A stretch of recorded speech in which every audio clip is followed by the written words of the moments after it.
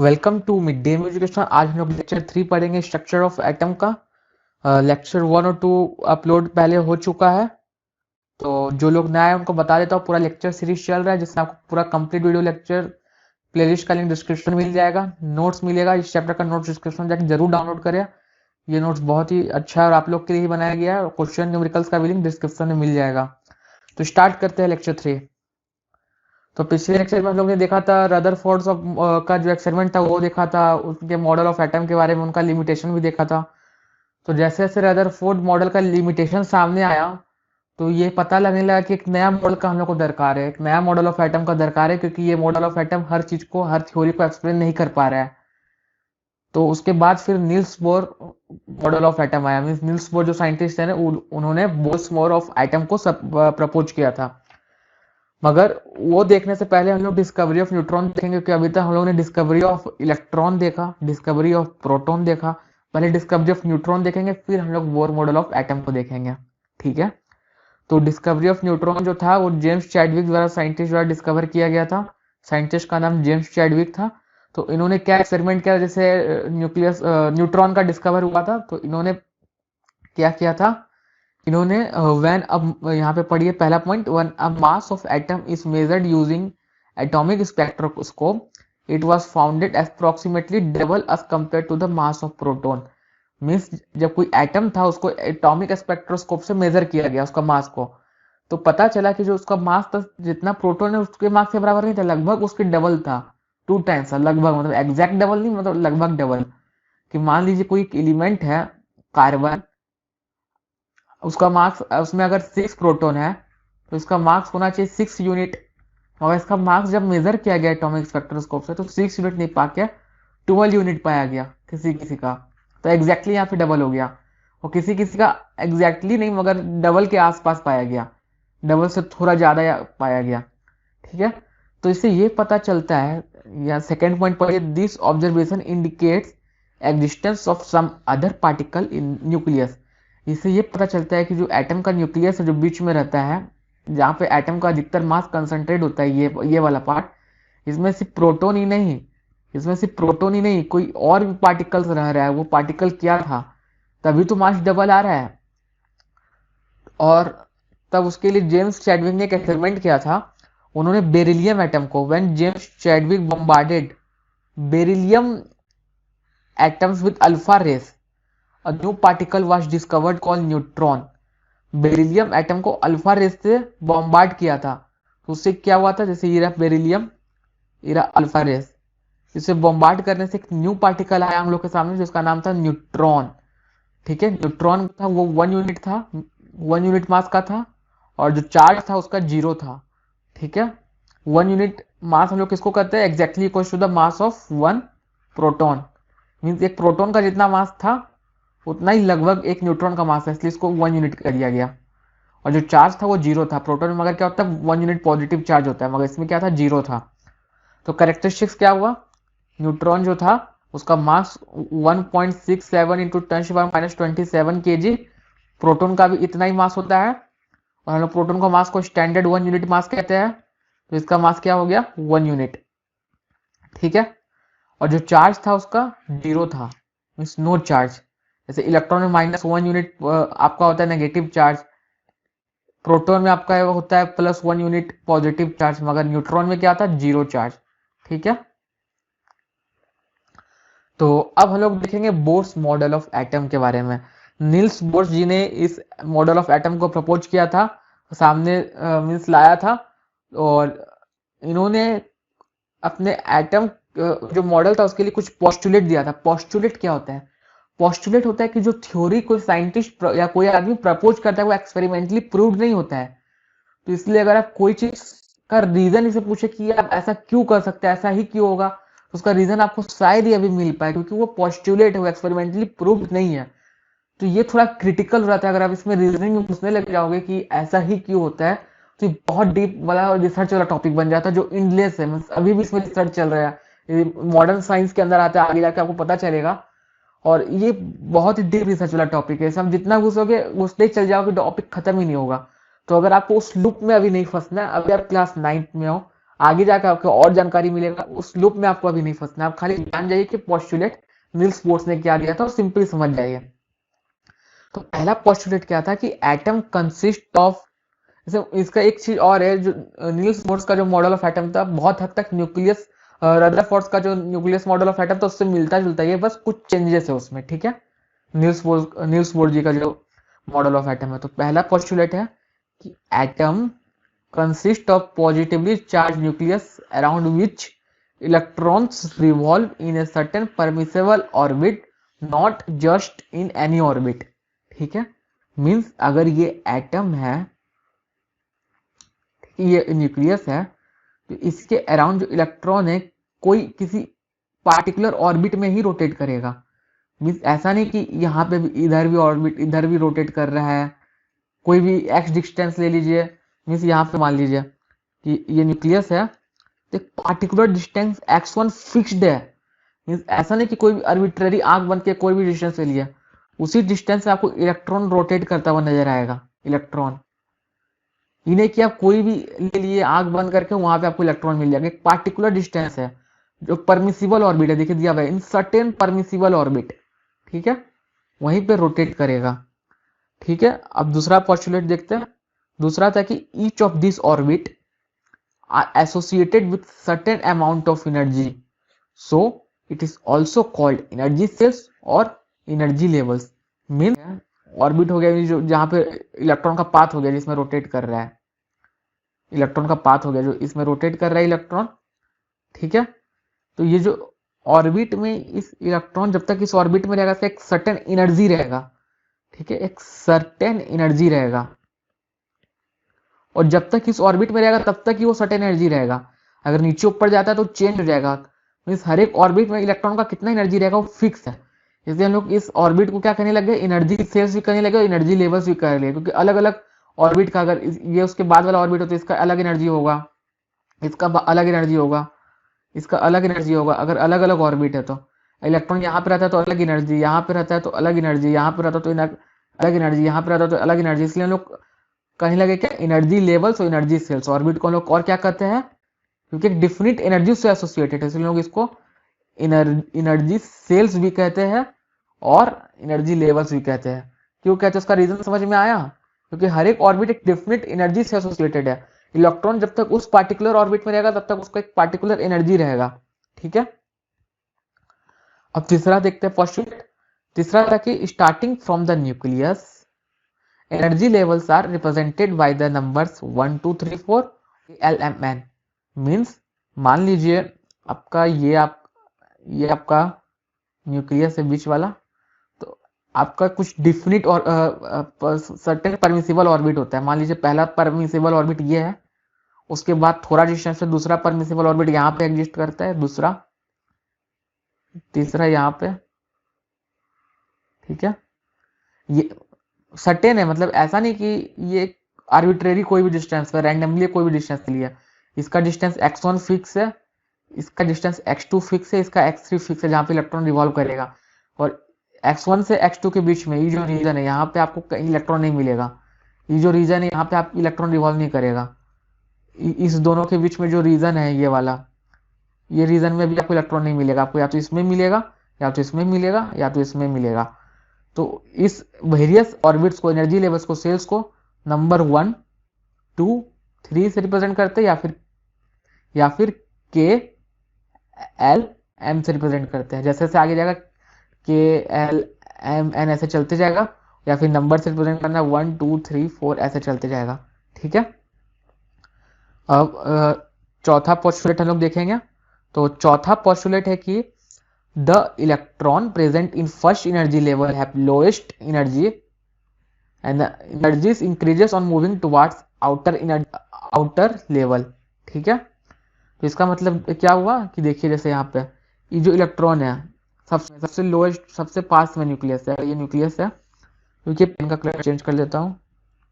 इस देखिए ये न्यूक्लियस है, ये इलेक्ट्रॉन है जो सबसे पास में है, ठीक है, न्यूक्लियस के। तो इसका सबसे कम एनर्जी रहेगा, इसका जो एनर्जी होगा ये सबसे कम रहेगा। जो सबसे दूर में, मान लीजिए यहाँ पे ये सबसे दूर में, तो इसका सबसे ज़्यादा एनर्जी रहेगा, इसका एनर्जी जो होगा क्या होगा, सबसे ज़्यादा होगा।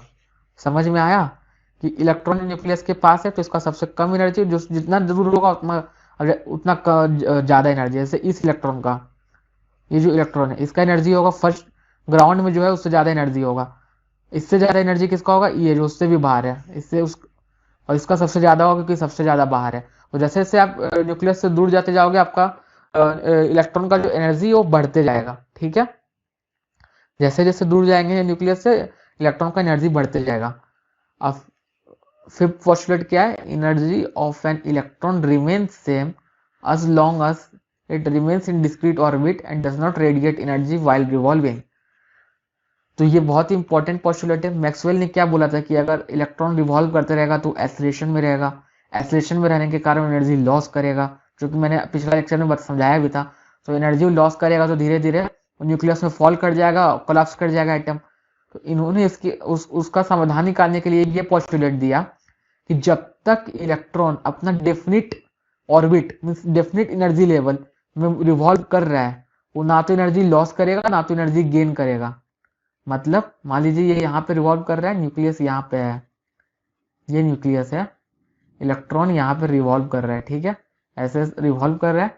तो जब तक इस ऑर्बिट में जो कि डिफिनिट है, किसी एक पार्टिकुलर डिस्टेंस x1 में रिवॉल्व कर रहा है, तब तक इसका एनर्जी क्या होगा, कांस्टेंट होगा, कांस्टेंट। वो ना तो एनर्जी रेडिएट करेगा ना तो गेन करेगा, एनर्जी ना तो लॉस करेगा ना तो गेन करेगा। समझ रहे हैं, वो एक कांस्टेंट एनर्जी से घूमेगा जब तक एक डिस्क्रीट ऑर्बिट में, जो ऑर्बिट डिफाइन है उसके लिए। जैसे कि के एल एम एन ऑर्बिट हम लोग ने डिफाइन किया था, के एल एम एन एक डिस्क्रीट ऑर्बिट है।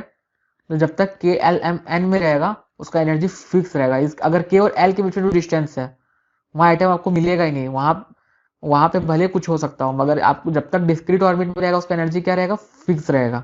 ठीक है, तो आप बोलोगे इसका रीजन क्या है, तो इसका मैंने क्या बोला था, एक पोस्टुलेट है जो थ्योरी प्रपोज किया गया साइंटिस्ट द्वारा, इसका नहीं है।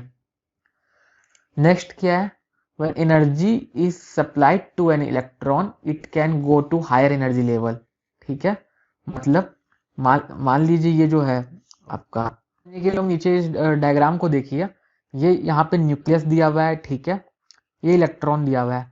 आप इस इलेक्ट्रॉन को एनर्जी प्रोवाइड कीजिएगा, एनर्जी प्रोवाइड कीजिएगा, तो क्या होगा, कुदक के बाहर चल जाएगा, कुदक के बाहर चल जाएगा। बाहर कहाँ जाएगा, अगला ऑर्बिट में जाएगा। बोले तो एक डिस्क्रीट ऑर्बिट में रिवॉल्व करता है, बीच में कहीं भी नहीं करेगा। और एनर्जी दीजिएगा, कुदक के फिर बाहर चल जाएगा अगला ऑर्बिट में, यहाँ आ जाएगा। और एनर्जी दीजिएगा, कुदक के बाहर इस ऑर्बिट में चल जाएगा।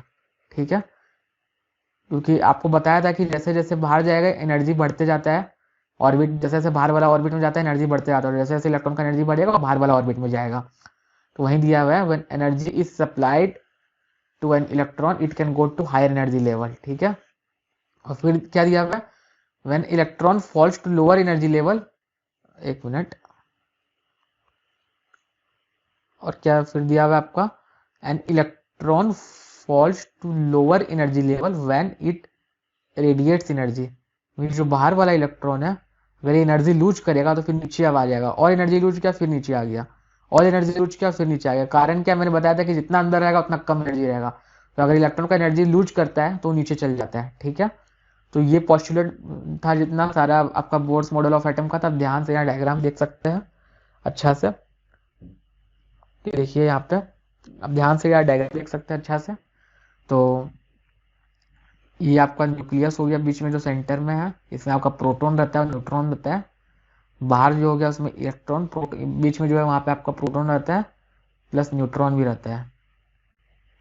ठीक है, बाहर में आपका इलेक्ट्रॉन रहता है अलग अलग ऑर्बिट में। देखिए ईरा ईरा अलग अलग ऑर्बिट जो डेफिनिट होता है उसको हम लोग के ईरा के एल एम एन से डिनोट करते हैं। एक डिस्क्रीट ऑर्बिट है, एक मीन्स ये आपका एक डिस्क्रीट ऑर्बिट है, मीन्स एक डेफिनिट ऑर्बिट है, कोई भी रैंडम ऑर्बिट नहीं है, एक डिस्क्रीट ऑर्बिट है। और इस ऑर्बिट को एनर्जी सेल और एनर्जी लेवल भी कहते हैं, क्योंकि हर एक ऑर्बिट में इलेक्ट्रॉन का एनर्जी कांस्टेंट होता है। जब तक ये इलेक्ट्रॉन अंदर वाला इस ऑर्बिट में है तब तक इसका एनर्जी कांस्टेंट रहेगा। जैसे एनर्जी इसको मिलेगा एक्स्ट्रा, ये बाहर इस ऑर्बिट में आ जाएगा और फिर इस एनर्जी, इस ऑर्बिट का जितना एनर्जी होगा उतना एनर्जी इसके पास होगा, वो कांस्टेंट होगा। लूज करिएगा एनर्जी वापस से यहाँ पे आ जाएगा, मगर जब तक एक पार्टिकुलर ऑर्बिट में है तो उसका एनर्जी चेंज नहीं होगा। ठीक है, अब हम लोग पढ़ेंगे एटॉमिक नंबर के बारे में। ठीक है, तो एटॉमिक नंबर क्या होता है? Atomic number is defined us total number of protons present in A nucleus of an atom. ठीक है, एक न्यूक्लियस एटम का जो होता है उसमें टोटल कितना प्रोटॉन प्रेजेंट होता है, यहाँ पे जो प्रोटॉन होता है उसका टोटल नंबर कितना, उसको हम लोग क्या कहते हैं? Atomic number. ठीक है, ये कैरेक्टरिस्टिक प्रॉपर्टी होता है। कैरेक्टरिस्टिक्स प्रॉपर्टी मीन्स कोई भी दो एटम का सेम एटॉमिक नंबर नहीं हो सकता। Any two atom means of different element, means दो डिफरेंट एलिमेंट का, यहाँ पे मेंशन कर दीजिएगा, no two atom of different, यहाँ लिख दीजिएगा of different element, different element have same atomic number. Means अगर आयरन का जो एटॉमिक, आयरन का एटम का जो एटॉमिक नंबर है, कॉपर का एटम का जो एटॉमिक नंबर है, फिर आपका हीलियम एटम का जो एटॉमिक नंबर है वो अलग होगा। और आपका जितना भी एटम एग्जिस्ट करता है सबका एटॉमिक नंबर सेम नहीं होगा, सब अलग होगा। जैसे हर आदमी का फिंगरप्रिंट अलग होता है, कैरेक्टरिस्टिक प्रॉपर्टी है हर आदमी का फिंगरप्रिंट, उसका फिंगरप्रिंट अलग होगा दूसरे के फिंगरप्रिंट से। वैसे हर एलिमेंट के एटम का एटॉमिक नंबर दूसरे एलिमेंट के एटम से अलग होगा, इसको हम लोग जेड से डिनोट करते हैं। ठीक है, जेड क्या हो गया? Z equals to, Z equals to total number of protons inside nucleus. ठीक है, साइड न्यूक्लियस। तो अगर कुछ नोटेशन लिखने का ये, अगर He2 4 लिखा हुआ है तो इसमें एटॉमिक नंबर जो जेड से रिप्रेजेंट करते हो क्या हो गया? 2 हो गया। Li37 ऐसे लिखा हुआ है तो एटॉमिक नंबर नीचे वाला जो होता है उसको एटॉमिक नंबर, ये वो आपका एटॉमिक नंबर नीचे लिखा जाता है। ठीक है, एटॉमिक नंबर नीचे लिखा जाता है। Z = 3 हो गया आपका एटॉमिक नंबर, ये नीचे लिखा जाता है, देखिए। ठीक है, ऊपर वाला 4 और 7 क्या हुआ अभी हम लोग देखते हैं। एक आता है मास नंबर। मास नंबर क्या होता है? Defined as sum of the number of protons plus number of neutrons in an nucleus of an atom. Means अगर ये एक न्यूक्लियस है तो इसमें मास नंबर हो गया sum of total proton plus neutron, उसको हम लोग क्या कहते हैं? Mass number. मास नंबर जितना न्यूट्रॉन और प्रोटॉन हुआ दोनों के सम को हम लोग कहते हैं मास नंबर। मास नंबर में हम लोग इलेक्ट्रॉन को क्यों नहीं लेते? क्योंकि इलेक्ट्रॉन का मास नेग्लिजिबल होता है। जैसे न्यूट्रॉन और प्रोटॉन का मास 1 × 10⁻⁻27 kg होता है, 1.6 × 10⁻⁻27 ये होता है प्रोटॉन न्यूट्रॉन का। वही इलेक्ट्रॉन का होता है 9.1 × 10⁻31 kg। देख रहे हैं कितना का फर्क है? अगर दोनों का मास को डिवाइड करते हैं, मास of proton by mass of electron, तो लगभग आपका कितना 10⁻³ का फर्क आएगा, मोर देन 10⁻³ का फर्क आएगा।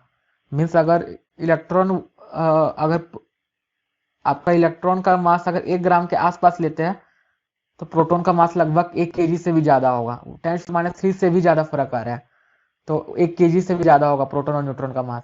तो इस केस में अगर मान लीजिए आपके पास 5 प्रोटॉन 5 न्यूट्रॉन और टोटल 10 kg होता है, और 5 इलेक्ट्रॉन, तो इलेक्ट्रॉन का मास कितना होता है? 10 ग्राम। जैसे लोग गिनते ही नहीं है 10 kg के सामने 5 ग्राम का क्या होगा, जैसे लोग इलेक्ट्रॉन को मानते ही नहीं है, हम लोग सिर्फ प्रोटॉन और न्यूट्रॉन को मानते हैं मास कैलकुलेशन में। ठीक है, तो ये मैंने असली में केजी और ग्राम में नहीं होता इसका वेट, इतना सारा केजी और इतना सारा वेट, तो फिल कराने के लिए मैंने 1 kg और ग्राम का एग्जांपल लिया। तो इसलिए मास नंबर में हम लोग क्या कहते हैं? टोटल नंबर ऑफ प्रोटॉन और न्यूट्रॉन का बस नंबर काउंट करना है। अगर 5 प्रोटॉन 5 न्यूट्रॉन है तो मास नंबर 10 हो गया बस। ठीक है, अब आपका अगला पॉइंट देखते हैं। ये जो है प्रोटॉन और न्यूट्रॉन्स को टुगेदर में न्यूक्लियॉन्स भी कह सकते हैं। मीन्स जैसे प्रोटॉन कहते हैं पॉजिटिवली चार्ज होता है, 1 यूनिट मास होता है। न्यूट्रॉन कहते हैं नो चार्ज होता है, 0 चार्ज, और मास 1 यूनिट होता है। टुगेदर आप कह सकते हैं न्यूक्लियॉन्स। ये दोनों क्या? न्यूक्लियॉन्स। इंडिविजुअली इसको न्यूक्लियॉन्स करें, मतलब सम टोटल टाइप का नहीं है ये कुछ। न्यूक्लियॉन्स मीन्स क्या? जो न्यूक्लियस के इनसाइड रहता है, प्रोटॉन्स और न्यूट्रॉन्स। तो हम लोग कह सकते हैं मास नंबर क्या हुआ फिर? मास नंबर हो गया total number of nucleons, total number of nucleons, nucleons. और न्यूक्लियॉन्स क्या होता है? प्रोटॉन और न्यूट्रॉन। तो ये इक्वल्स टू क्या हो गया? Sum of number of proton plus neutron. ठीक है, अब इसको हम लोग किससे रिप्रेजेंट करते हैं? इसको हम लोग ए से रिप्रेजेंट करते हैं। ठीक है, जैसे आपको पीछे में हम लोग एटॉमिक नंबर को पिछला स्लाइड में देखे थे कि जेड से रिप्रेजेंट करते हैं, वैसे इसको हम लोग मास नंबर को ए से रिप्रेजेंट करते हैं, ये याद रखिएगा, ए से। ठीक है, तो ये नोटेशन लिखने का इसका क्या है, देखिए He24 लिखा हुआ है, तो नीचे जो 2 है वो आपका हो गया atomic number, Z equal to 2, यहाँ मिस्टेक हो गया, जेड काट दीजिए, और मास नंबर क्या हो गया 4, ए इक्वल टू 4। से लिथियम में 3 क्या हो गया आपका Z equal to 3 atomic number, और 7 क्या हो गया मास नंबर, ये काट के ए लिख दीजिए। ठीक है, तो आज का लेक्चर हम लोग यही समाप्त करते हैं। लेक्चर 4 इसका जल्द ही अपलोड कर दिया जाएगा, और वो शायद इसका लास्ट लेक्चर हो। जो लोग सब्सक्राइब नहीं किए वो सब्सक्राइब कर दीजिए, और नोटिफिकेशन बेल आइकन दबा दीजिए, ताकि आपको जितना भी वीडियो अपलोड होने वाला है उसका लिंक मिल जाए, जिसमें सभी चैप्टर साइंस का अपलोड होने वाला है। ठीक है, धन्यवाद।